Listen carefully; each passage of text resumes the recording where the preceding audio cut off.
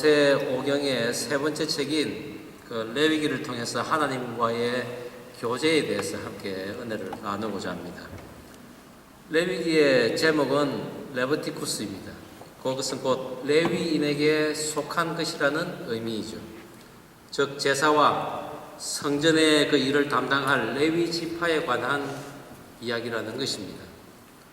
그런데 사실 오늘 이 레위기는 제사장, 곧 목회자만을 위한 말씀이 아니라는 것입니다.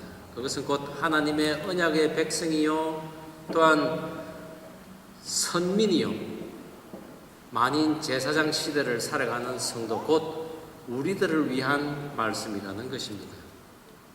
우리들이 제사장 나라의 그 백성이 되는 것이요 또한 거룩한 백성이 되는데 어떻게 하는가, 그것을 가르쳐주는 지침서라는 것입니다.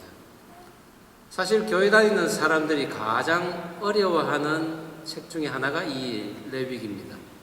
각종 제사의 방법, 그리고 제물들의 종류, 거기다가 생활법까지 열거하는데 그것이 너무나 우리에게는 딱딱하게 들리고 또한 심지어는 하나님께 죄송하지만 지루하게 그래 여겨진다는 것입니다.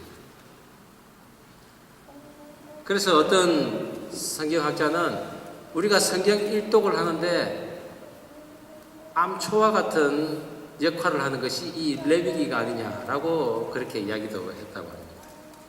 거기에는 스릴 넘치는 이야기도 없습니다.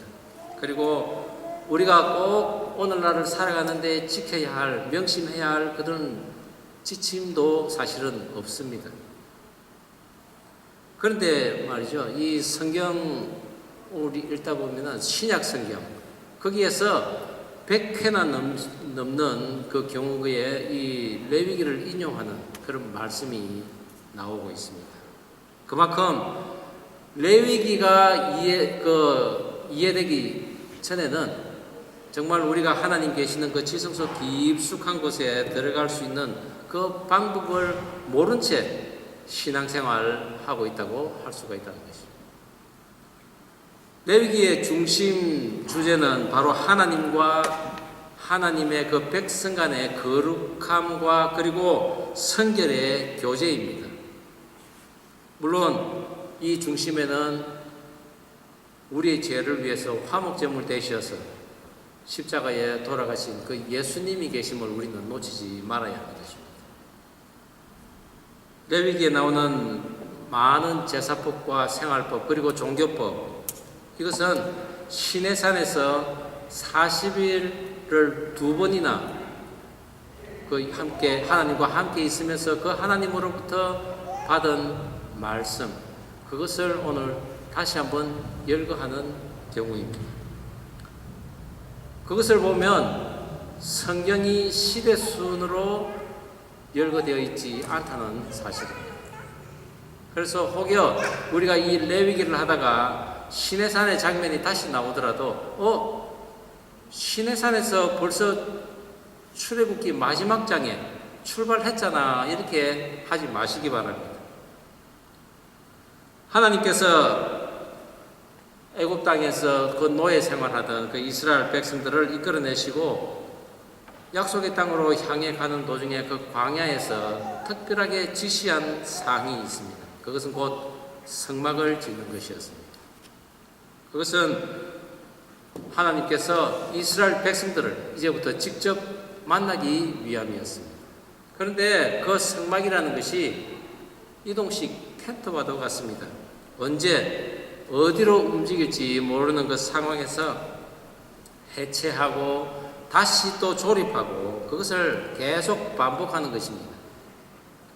그런 삶을 앞으로 39년이나 살아가야 할 그 광야길을 떠나는 것이 바로 출애굽의 마지막 장면이었습니다. 그런데 이스라엘 백성들은 앞으로 그들이 39년간을 그 광야길을 걸을 줄은 꿈에도 생각 못했습니다. 벌써 출애굽을 한 지 1년이 다 되었습니다. 그리고 머지않아 이제 하나님께서 약속하시는 젖과 꿀이 흐르는 그 땅을 밟을 줄 알았습니다. 그렇습니다. 그들의 관심은 온통 젖과 꿀이 흐르는 그 땅에 집중되어 있었습니다. 그러나 하나님께서는 그렇지 않았습니다. 하나님의 관심은 그 이스라엘 백성들과 함께 아름다운 교제를 나누는 그 성막 에스의 교제를 하나님께서는 집중하고 계셨습니다. 하나님께서 너무 이기적인 분이십니까? 그렇지 않습니다. 하나님께서는 그 애굽의 우상들 틈에 끼어서 노예 생활을 하던 그들을 이제 이끌어내셔서 이제 그들과 함께 하나님과 즐거운 그런 대화를 나누며 하나님과 함께 좋은 시간을 갖고자 그렇게 그들을 이끌어내었습니다. 이제 약속의 땅에 가서는 더욱더 우상에 시달릴 그들을 이제 하나님과 함께 즐거운 시간을 나누는 그런 백성이기를 원했던 것입니다. 그러기 위해서는 예전에 그 더러운 때를 벗기기 위한 하나님 중심의 그 예배 생활이 반드시 필요했던 것입니다. 그 훈련이 바로 광야의 삶이었습니다. 그것은 그들이 조금은 힘들고 고통스러워했지만은 그들이 반드시 거쳐야 할 그들을 살리는 길이었던 것입니다. 우리들도 마찬가지 아닙니까? 우리가 살아가면서 집중하는 것이 무엇입니까? 젖과 꿀이 흐르는 그런 가나안 땅 우리의 관심사 아닙니까? 그런데 하나님께서는 우리들을 살리시는데 관심이 있다는 것입니다. 그것이 교회에서의 그 예배를 통한 하나님과의 거룩한 교제입니다. 그런데 우리가 어느 날 갑자기 그 하나님의 사람이 되는 것은 아닙니다. 제가 목회자의 부름을 받고 이 신학을 공부를 하고 또 그리고 교회 생활을 신앙생활을 이래 시작을 했을 때 저도 사도 바울처럼 어느 날 갑자기 그 예수님을 만나고 그 예수님의 음성, 그 하나님의 음성을 듣는 줄 알았습니다. 그리고 신앙심이 금방 깊어지는 줄 알았습니다. 그런데 그것이 아니었습니다. 사도 바울은 사실 엄청난 준비가 되었던 사람입니다. 엄청난 훈련이 되었던 사람입니다. 그런데 저는 사실 사도 바울에 비하면 어린아이에 불과했던 것입니다. 그런데 그저 사도 바울과 같이 되는 것이 당연하다고 저는 생각했었어요. 그렇습니다. 하나님과 교제를 나누려면 엄청난 그 훈련이 필요합니다. 하나님 중심의 삶의 훈련 말입니다. 그래서 우리는 늘 말씀 읽고 기도하고 그리고 예배하고 성도들과 교제하면서 우리의 삶에서 그 말씀의 증거들이 나타나야 하는 것입니다. 그것이 바로 우리들이 훈련되어지는 그 과정이라는 거죠. 오늘 이 출애굽에서의 이 레위기에서의 이스라엘 백성들이 겪어야 할 그 모든 삶들이 바로 하나님께서 원하시는 그런 삶의 훈련이라는 것입니다. 레위기의 첫 소절은 와이크라라는 히브리어입니다. 그리고 하나님께서 부르셨다라는 뜻입니다. 그것이 곧 레위기의 히브리어 제목입니다. 하나님께서 누구를 부르셨을까요? 모세를 불렀습니다. 이 부르다라는 이크라라는 단어는 어떤 중요한 임무를 맡기기 위해서 부른다는 의미입니다. 그렇습니다. 하나님께서는 모세를 불러서 아주 중요한 임무를 맡기기 위해 불렀습니다. 그것이 무엇입니까? 성막을 지켜야 하고 그리고 그곳에서 하나님께 드리는 그 제사의 방식과 종류들을 다 지금 말씀하기 위한 것이었습니다. 그리고 오늘 하나님께서 모세를 부르시고 하신 말씀이 누구든지 여호와께 예물을 드리려거든 하며 제사의 방법을 이제 말씀하십니다. 그 첫 번째 번제입니다. 저는 오늘 향기로운 냄새로 번제를 맡으신 그 하나님 앞에 과연 우리들의 삶의 냄새는 어떠한가를 말씀을 통해서 함께 은혜를 나누고자 합니다. 하나님께 향기로운 냄새를 드리는 번제, 그 첫 번째는 자신의 손으로 직접 제물을 잡아서 드려야 한다는 것입니다. 오늘 본문 1장에서 4절에서 그리고 6절까지 다시 한번 읽어보겠습니다. 시작. 그는 번제물의 머리에 안수할지니 그를 위하여 기쁘게 받으심이 되어 그를 위하여 속죄가 될 것이라. 그는 여호와 앞에서 그 수송아지를 잡을 것이요 아론의 자손 제사장들은 그 피를 가져다가 회막문 앞 제단 사방에 뿌릴 것이며 그는 또 번제물의 가죽을 벗기고 각을 뜰 것이요. 번제는 구약의 5대 제사, 번제, 소제, 화목제, 속건제, 속죄제, 이 5 제사의 하나입니다. 가장 기본적이고 또한 중요한 제사입니다. 이 번제는 속건제와 속죄제와 달리 사람과 또는 하나님에게 어떤 죄를 지어서 드리는 제사가 아니라 일상생활에서 그 하나님을 경배하는 마음으로 드리는 제사입니다. 마치 자기 자신의 신앙 고백과 같은 그런 제사라는 것입니다. 번제를 드림으로 과거에 지은 죄를 사함받기도 하지만은 우선은 자기 자신을 하나님께 전적으로 드린다는 의미를 가지고 있습니다. 그래서 아침, 저녁으로 드립니다. 하나님에 대한 완전한 헌신과 함께 내가 오늘도 지금 살아있다는 것에 대해 기쁨과 감사로서 하나님 앞에 드리는 제사입니다. 그래서 자신이 직접 제물을 잡는 것입니다. 짐승을 제물로 드리는 것은 이미 창세기 4장에서 아벨이 처음 양의 소산과 그 기름을 하나님께 드렸다고 했습니다. 그리고 창세기 8장에 노아가 방주에서 나와서 정결한 짐승으로 하나님 앞에 번제를 드렸더니 하나님께서 그 향기를 맡으셨다고 했습니다. 그리고 창세기 15장에 하나님과 아브라함의 그 언약식 때 번제를 또 드립니다.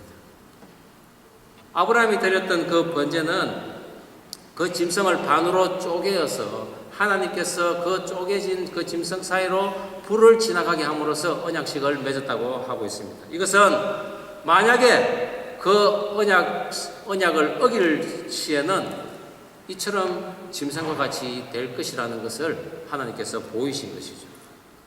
그 같은 짐승의 제사를 오늘 레위기에서 말씀하고 있는데 이러한 계속적 제사의 삶을 사는 것은 구약의 성도뿐만 아니라 신약의 성도, 나아가서는 오늘날 믿는 자 모두가 이러한 제사를 지금 드리라고 하나님께서는 말씀하고 계십니다.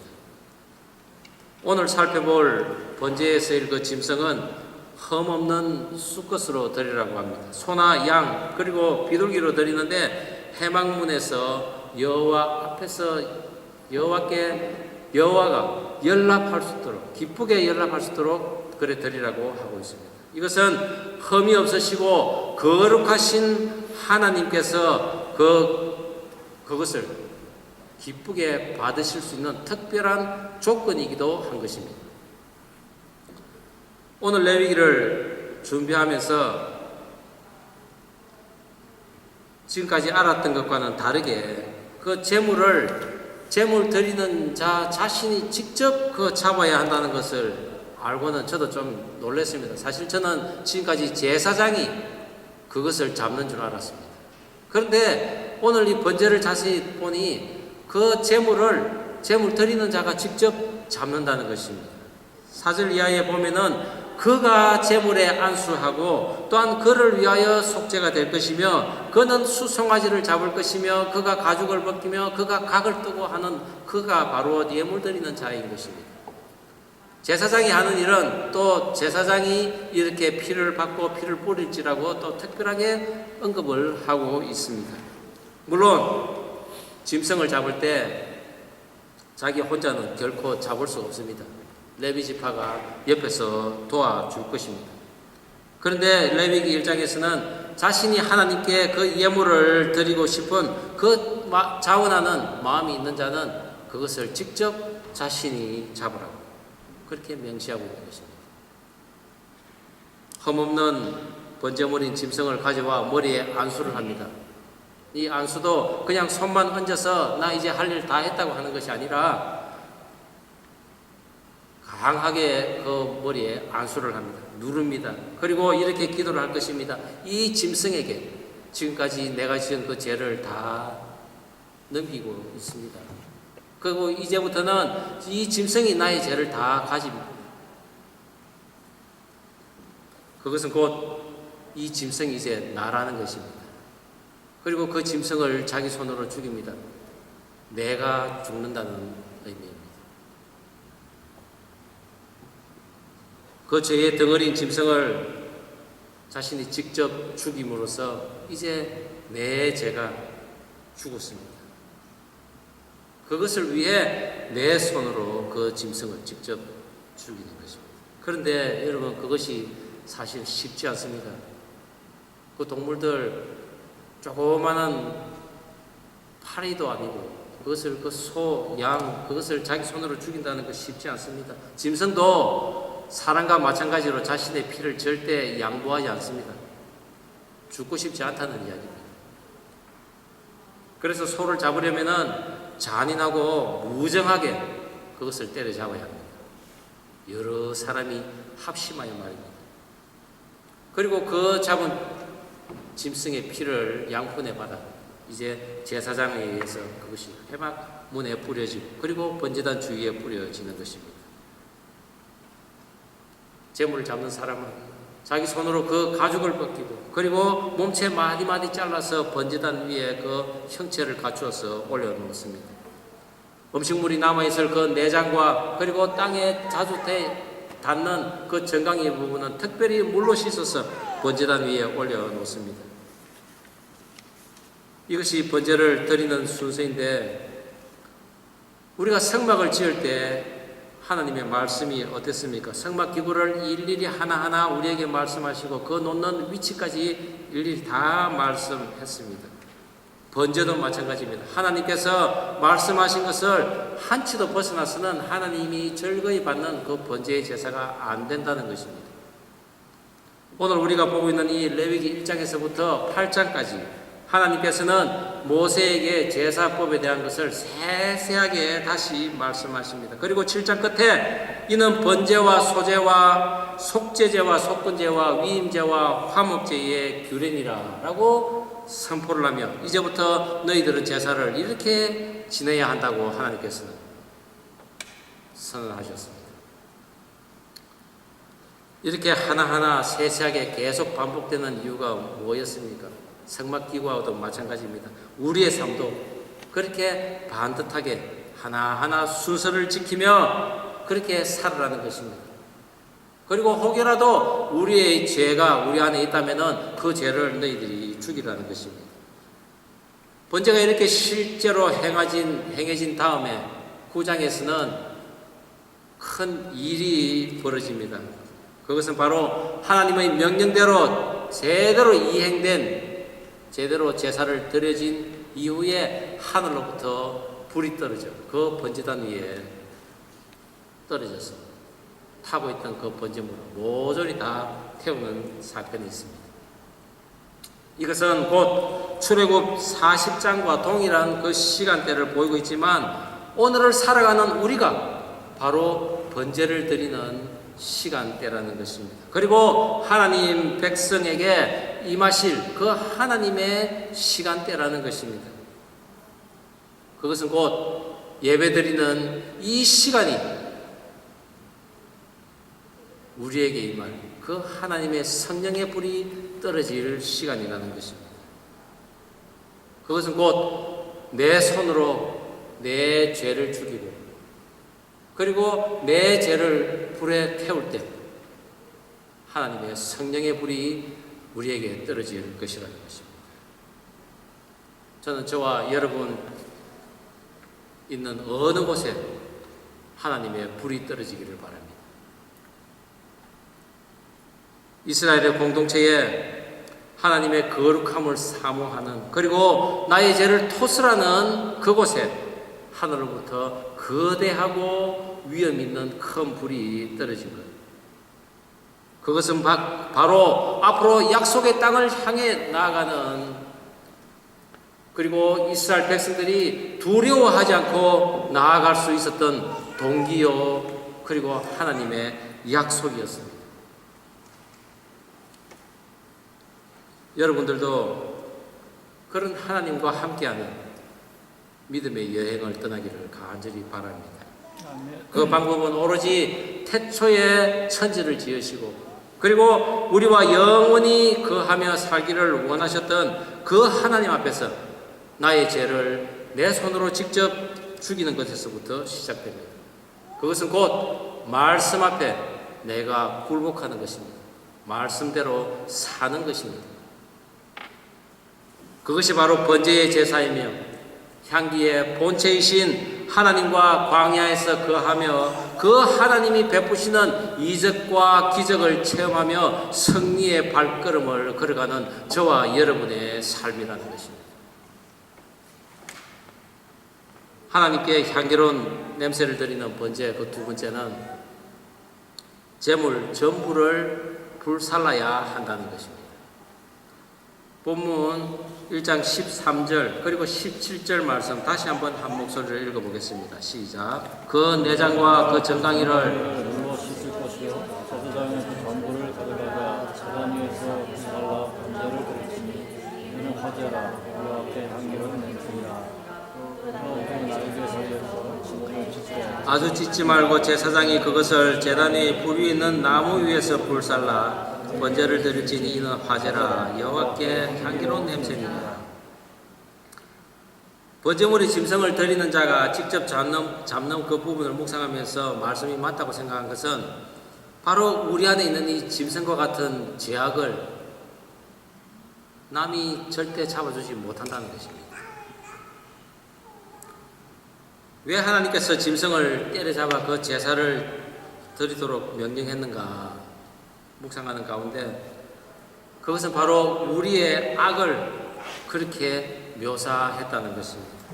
실제로 예수님이 그렇게 짐승처럼 맞고 그리고 피를 흘린 것처럼 우리 인간들은 잔인하고 극악하기 이를 데가 없다는 것입니다. 그것을 오늘 이 제사를 통해서 하나님께서 우리에게 또한 보이신 것입니다.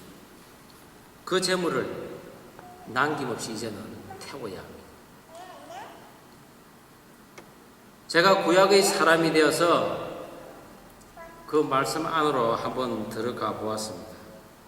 그렇습니다. 제가 하나님을 만난 그 은혜와 감격에 너무 기뻤어.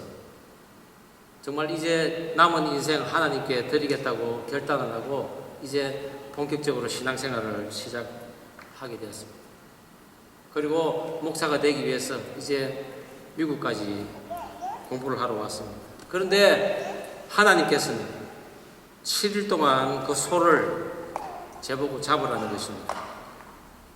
그것도 때려잡고 가죽을 벗기고 각을 떠라는 것입니다.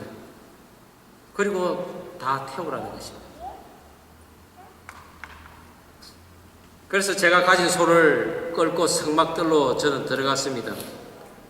그 소는 제가 가난할 때 저의 전 재산이었고, 또한 집안의 모든 힘든 일들 다 해주며, 또 우유가 없는 저희 아들에게 젖을 주는 젖줄이었습니다. 그런데 그 소를 내 손으로 직접 끌고 가서 찔러 죽이고, 가죽을 벗기고, 각을 뜨고, 불에 다 태운다고 생각하니 눈앞이 깜깜하더라는 것입니다.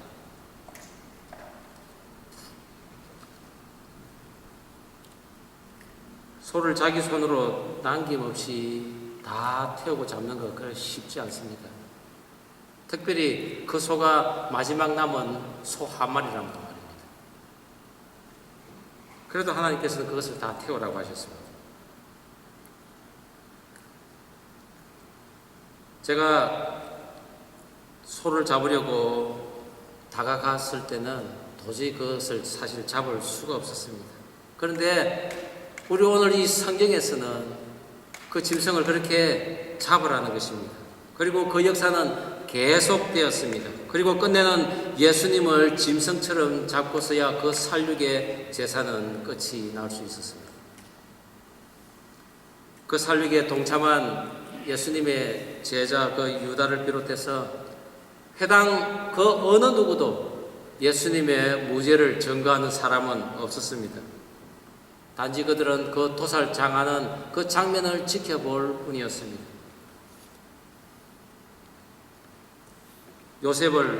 요한을 제외한 다른 모든 제자들은 이미 도망을 갔습니다.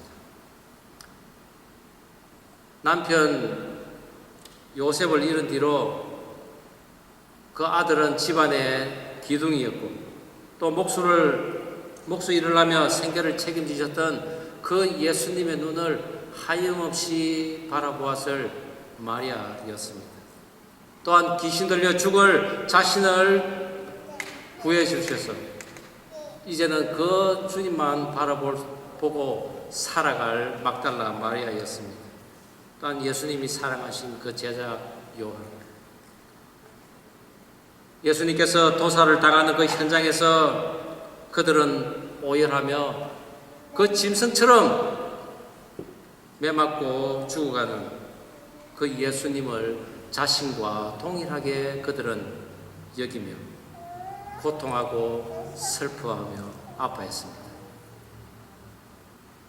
그들에게는 예수님이 전부였습니다.